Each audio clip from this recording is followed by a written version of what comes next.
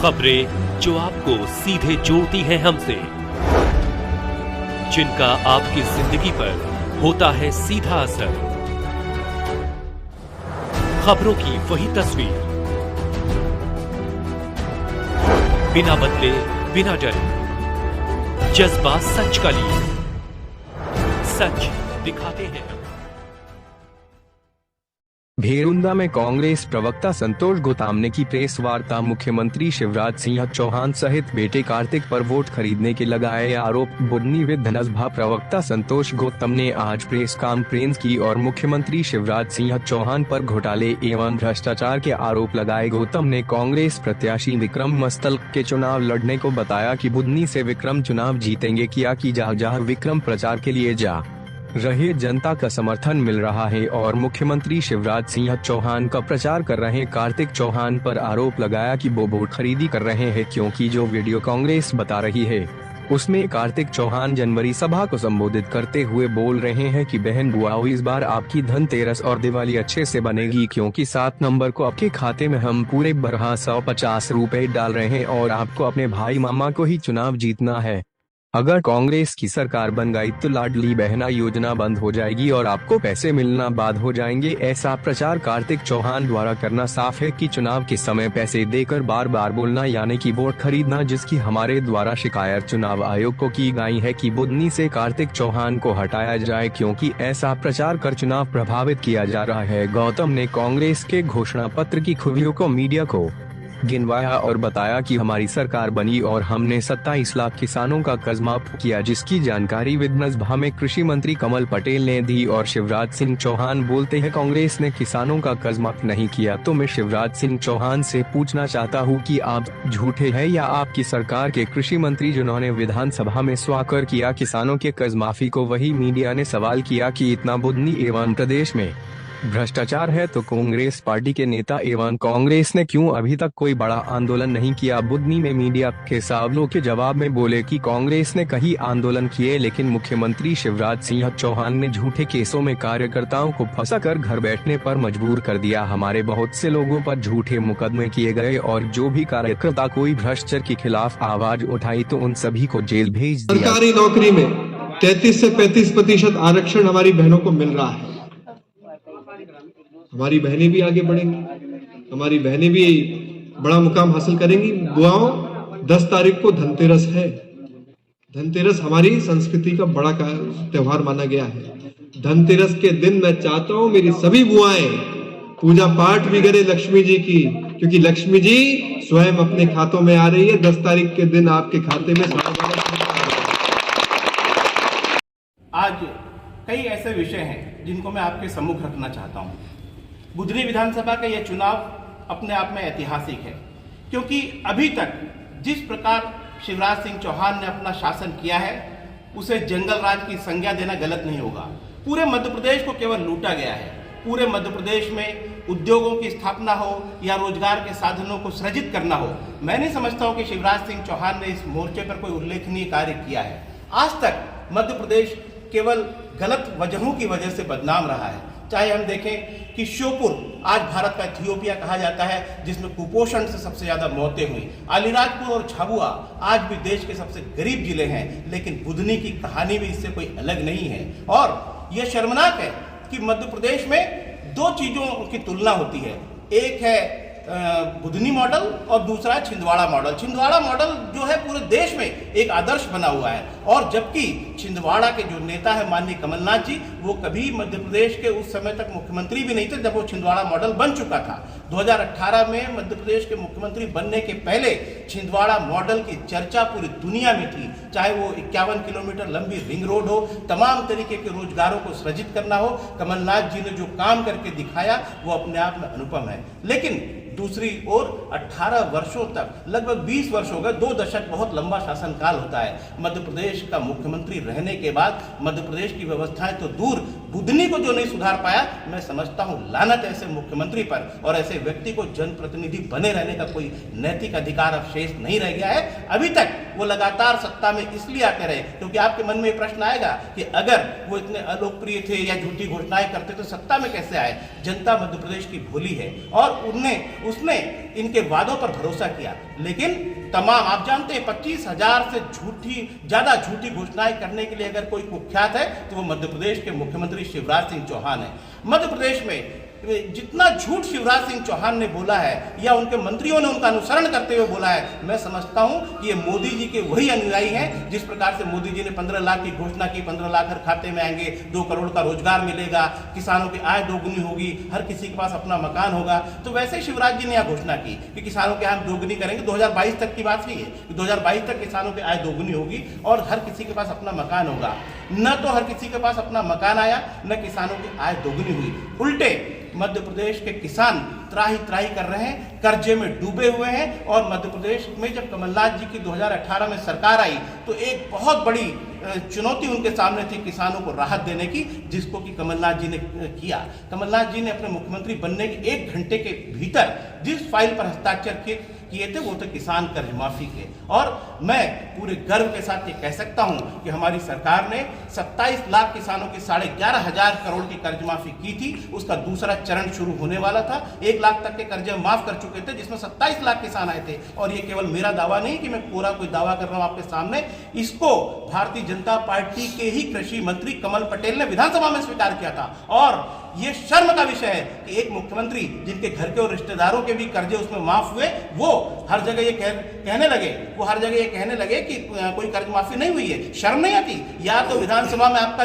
झूठा कृषि मंत्री झूठा था, या आप झूठे हो, या भारतीय जनता पार्टी के नेता झूठे हैं। क्योंकि विधानसभा में जो भी लिखा जाता है, जो भी कहा जाता है, वो ऑन रिकॉर्ड होता है। तो या तो आप बोल दीजिए कि कृषि मंत्री हमारा झूठा था, जिसने झूठा कहा कि हाँ किसानों की कर्ज माफी हुई है। और मैं ये कह सकता हूं कि पूरे मध्य प्रदेश में शिवराज जी आप भले कितना झूठ फैला लें, लेकिन मध्य प्रदेश में जिन किसानों को उस कर्ज माफी से राहत मिली है, निश्चित ही वो कमलनाथ जी की दिल में प्रशंसा कर रहे होंगे। और निश्चित ही किसान आने वाले समय में इस बात की प्रतीक्षा कर रहा है कि कमलनाथ जी की सरकार कब आएगी और निश्चित रूप से हम फिर से कर्ज माफी करेंगे। और ये कोई छोटी बात नहीं जो कमलनाथ जी कहते हैं वो करते हैं। उन्होंने कहा था पिछली बार भी कि 100 यूनिट तक हम बिजली के बिल माफ करेंगे, हमने किए। और इससे प्रदेश की सभी जनता को, किसी के साथ हमने भेदभाव नहीं किया, सभी को बहुत बड़ी राहत मिली थी और आप लोग भी इसके साक्षी हैं। मैं कहना चाहता हूं इस बार हम फिर से एक बहुत बड़ी योजना लेके आए हैं और मैं आपसे आग्रह करना चाहता हूं, विनम्र निवेदन करना चाहता हूं कि आप इस बात को पहुंचाइए कि बाकी हमारी सभी घोषणाएं तो अपनी जगह हैं ही। जैसे कृषि कर्ज माफी की हमारी योजना, किसानों की कर्ज माफी की, हम 100 रुपए में 100 यूनिट बिजली देंगे, 200 यूनिट तक बिजली का बिल हाफ करेंगे, 500 रुपए महिलाओं को बड़ी राहत देते हुए नारी सम्मान योजना के तहत हम 500 रुपए में गैस का सिलेंडर देंगे, 1500 रुपए उनको प्रति माह देंगे। लेकिन हमारा जो हम ये कह सकते हैं कि इस बार मध्य प्रदेश की जनता को राहत देने के लिए सबसे बड़ी जो चीज लाए हैं वो लाए हैं 25 लाख रुपए तक का मेडिक्लेम, यानी कि स्वास्थ्य बीमा।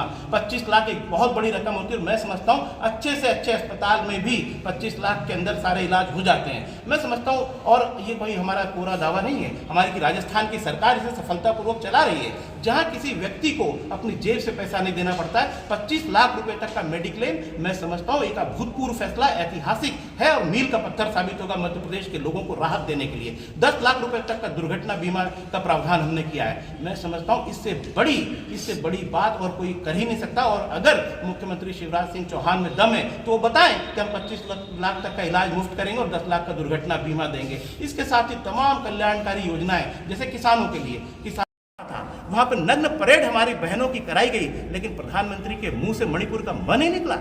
शर्म आना चाहिए ऐसे प्रधानमंत्री को। तो उनकी पार्टी के मुख्यमंत्री और उनके नेताओं से हम ज्यादा अपेक्षा नहीं कर सकते। भारत को जिन बेटियों ने गौरवान्वित किया पूरे देश के अंदर, वो महिला पहलवान जंतर मंतर तक महीनों बैठी रही, लेकिन एक अपराधी को, एक गुंडे को जो आपका सांसद है, वोट बैंक की लालच में, तमाम लालचों में आपने उसके ऊपर कोई कार्रवाई नहीं की।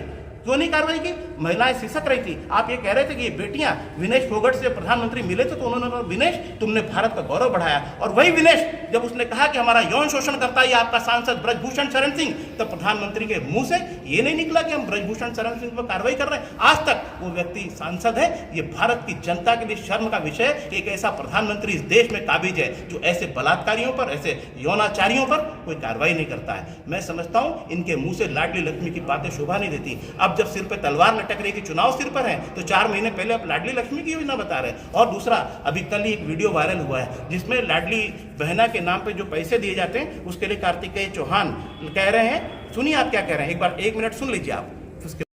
उसको माफ करेंगे, 10 हॉर्स पावर तक का बिजली का जो बिल है उसको हाफ करेंगे। ऐसी तमाम योजनाएं, मैं कुछ योजनाएं आपको जो प्रमुख हैं वो थोड़ा सा आपके सामने प्रस्तुत कर देना चाहता हूं। मैंने आपको 100 रुपये में 100 यूनिट का जो बताया है, उसके बाद 25 लाख के मेडिक्लेम की बात कही। इसका कुछ और जो चीज़ें हैं, पेयजल व स्वास्थ्य का अधिकार हम देंगे, हर जरूरतमंद को अनाज देकर भोजन का अधिकार हम सुनिश्चित करेंगे, बच्चों की शिक्षा को हम स्कूली शिक्षा को निःशुल्क करेंगे।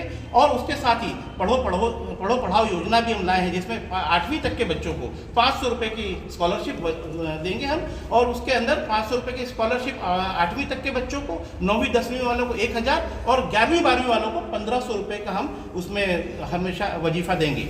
और मेरी बिटिया रानी योजना भी हम लाए हैं जिसके तहत 2,51,000 रुपये तक के लाभ जो हैं वो महिलाओं को दिए जाएंगे। और कन्या विवाह की जो राशि है वो शिवराज सिंह जी की सरकार के समय पिछली बार 28,000 रुपये थी, कमलनाथ जी ने उसको 51,000 किया था। और इस बार हम गर्व के साथ कह रहे हैं कि हम अपनी बहनों को राहत देने के लिए और परिवारों को, उनके परिवारों को राहत देने के लिए कन्या विवाह योजना के तहत 1,01,000 रुपये तक की राशि देंगे।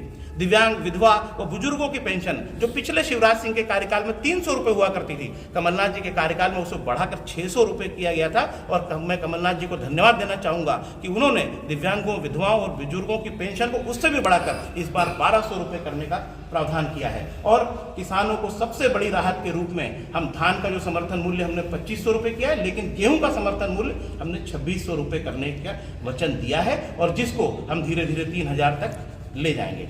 इसके साथ ही मैं आपको बता देना चाहता हूं कि किसान कर्ज माफी तो हमारा है ही, वो इस बार भी हम लागू रखेंगे, किसानों की कर्ज माफी होगी निश्चित रूप। और एक और चीज़ है कि बिजली के जो बकाया बिल है जिनके ऊपर, जिन किसानों के ऊपर, उसको हम माफ करेंगे। और किसान आंदोलनों के दौरान जिन लोगों पर, जिन आंदोलनकारियों पर मुकदमे लगे हैं वो हटाए जाएंगे। दूसरा, न्यूनतम 12 घंटे की बिजली किसानों को सुनिश्चित की जाएगी। मैं आपका थोड़ा समय ले रहा हूं, लेकिन हमको कि हमारे दिल में सनातन है, तमाम तरीके की बातें आती। दरअसल इनके दिल में सनातन नहीं है, इनके दिल में कारम है, इनके दिल में व्यापम है जिससे लाभ लेना चाहते हैं। इनके लिए हर योजना जो मध्य प्रदेश की खुशहाली के लिए आती है भ्रष्टाचार का केंद्र बन जाती है। आपने देखा कोविड के दौरान जब सैकड़ों मौतें हो रही थी तब अस्पतालों में क्या व्यवस्था थी? ऑक्सीजन सिलेंडर नहीं थे, रेमडेसिविर की कालाबाजारी हो रही थी। और तो और आपदा में अवसर जो मोदी जी ने स्लोगन दिया है, वो आपदा में अवसर भारतीय जनता पार्टी के नेता, प्रशासनिक अधिकारी तलाश रहे थे। और उस समय जो भ्रष्टाचार हुआ और उसके बाद सैकड़ों मौतें हुई, मध्य प्रदेश के चेहरे पर लगा वो बदनुमा दाग आसानी से हटाया नहीं जा सकता है। और आप लोगों ने तो सुना ही होगा कि यहाँ पर नेताओं के घरों में नोट गिनने की मशीनों की चर्चा थी। एक बहुत बड़ी बात आपके सामने मैं बता देना चाहता हूँ, इसका कोई सबूत तो वैसे नहीं है, लेकिन मध्य प्रदेश की फिजाओं में ये चर्चा बड़ी गर्म है। ये चर्चा बड़ी गर्म है कि एक साधना टैक्स लिया जाता है पूरे मध्य प्रदेश में। और साधना टैक्स क्या है?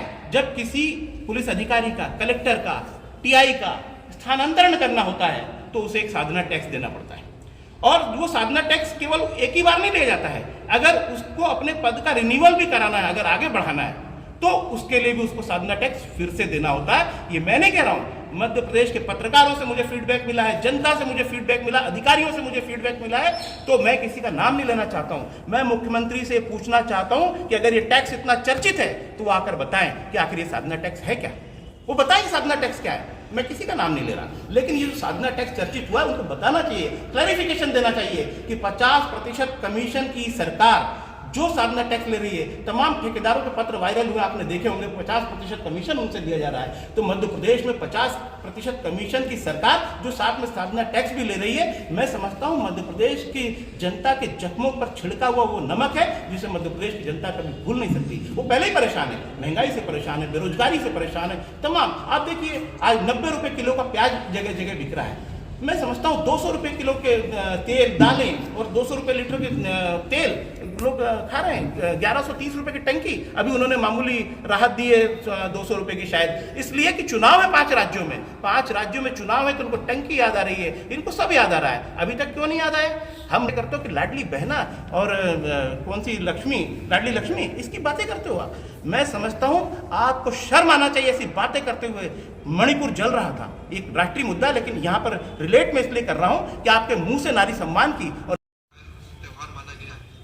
धनतेरस के दिन मैं चाहता हूं मेरी सभी बुआएं पूजा पाठ भी करें लक्ष्मी जी की, क्योंकि लक्ष्मी जी स्वयं अपने खातों में आ रही है। 10 तारीख के दिन आपके खाते में ये जो वोट के बदले नोट देने का इनका अभी तक का चरित्र रहा है ना, इसको जनता समझ चुकी है। इस चीज की तो हमने शिकायत की ही है, चुनाव आयोग को हमने इसकी शिकायत की है कि सीधे सीधे वोट खरीदने का प्रयास है और मुख्यमंत्री के लड़के के द्वारा प्रयास है। तो हमने चुनाव आयोग से मांग की है कि इस बुधनी विधानसभा क्षेत्र से इनको हटाया जाए, इस क्षेत्र से इनको कहीं दूर किया जाए कार्तिकेय सिंह चौहान को, नहीं तो चुनाव प्रभावित हो सकते हैं। हमारा साफ है और मैं आप लोगों से करबद्ध निवेदन करता हूं कि कृपा करके हमारी इस बात को उठाइए कि एक व्यक्ति जो इतना प्रभावशाली, प्रदेश के मुख्यमंत्री से अधिक तो प्रभावशाली कोई हो नहीं सकता, उनका बेटा अगर इस तरीके की बातें करेगा तो निश्चित रूप से ये मतदान को प्रभावित करने की एक शर्मनाक कोशिश है। दूसरा मैं आपके सामने बता देना चाहता हूं कि जो सांसद है रमाकांत भार्गव जी, उनके जो बेटे हैं विनय भार्गव शायद नाम है उनका, वो तमाम तरीके की चीजें हमारे प्रत्याशी के बारे में अनर्गल डाल रहे हैं सोशल मीडिया पर। इस पर इसकी भी शिकायत हमने की है, इसकी भी शिकायत हमने की है चुनाव आयोग से। मैं तो चाहता हूं कि आप लोगों के माध्यम से कांग्रेस की बात जनता तक पहुंचे और आप बताइए कि मध्य प्रदेश के अंदर ये जो लोग सत्ता में बैठे हुए हैं उनका उद्देश्य कोई जनता की सेवा करना नहीं है, वो केवल जनता के पैसों से अपना घर भरना चाहते हैं। और जो कहते थे कि हम किसानों की आय दोगुनी करेंगे, किसान का तो बेचारे को लागत मूल्य भी नहीं मिल रहा, वो आत्महत्याएं करने पर मजबूर है। और बहुत शर्मनाक है कि 21,000 से अधिक किसानों ने मध्य प्रदेश में आत्महत्याएं की हैं और जब उनकी बात उठाने के लिए जब किसानों ने आंदोलन किया तो 6 किसानों के ऊपर जनरल डायर की सेना ने गोलियां मार दी, उनके सीनों पर गोलियां मार दी। ये मध्य प्रदेश भूला नहीं है। और ये न कहे कि उसके बाद ये फिर सत्ता में आ गए, उसके बाद तो कांग्रेस पार्टी सत्ता में आई थी किसानों के ऊपर हुए अत्याचारों के बाद, लेकिन धोखे से, छल बल से जो सत्ता हमसे छीन ली गई है उसका बदला लेने को जनता आतुर है और 17 नवंबर को यह बदला जरूर लेगी। एक बात और कह देना चाहता हूं, जब व्यापम का घोटाला हुआ था तो इनके एक जो मंत्री थे, शिक्षा मंत्री लक्ष्मीकांत शर्मा, वो जेल के सीकचों के भीतर थे व्यापम घोटाले में।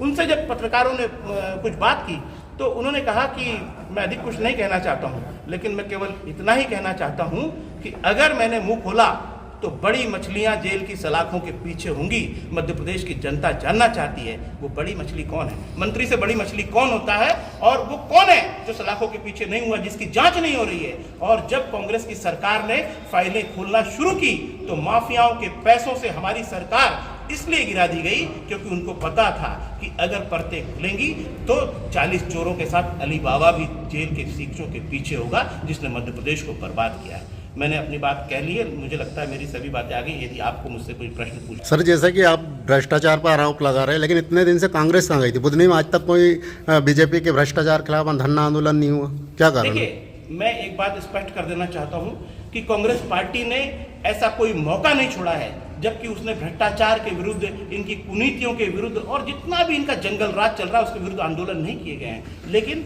एक बात है कि सरकार, जो जनरल डायर की सरकार है, तमाम तरीके से चीजों को दबाने का प्रयास करती है। और आपसे बेहतर कोई नहीं जानता है कि जनसंपर्क विभाग, मैं आपकी बात नहीं कर रहा हूं, लेकिन किस तरीके से दबाव डालता है, हर चीजों को नहीं लाने देता है। यहाँ भी हमारे लोगों ने आंदोलन किए समय ऐसा नहीं है, लेकिन मुख्यमंत्री अपने तमाम दबाव प्रभाव से, केसेस लगवाने से लेके, उन्होंने ऐसा कोई काम नहीं जो नहीं किया है। लेकिन हाँ, मुझे गर्व है अपने कांग्रेस के साथियों पर जो समय समय पर जिन्होंने ऐसे मुद्दे उठाए हैं।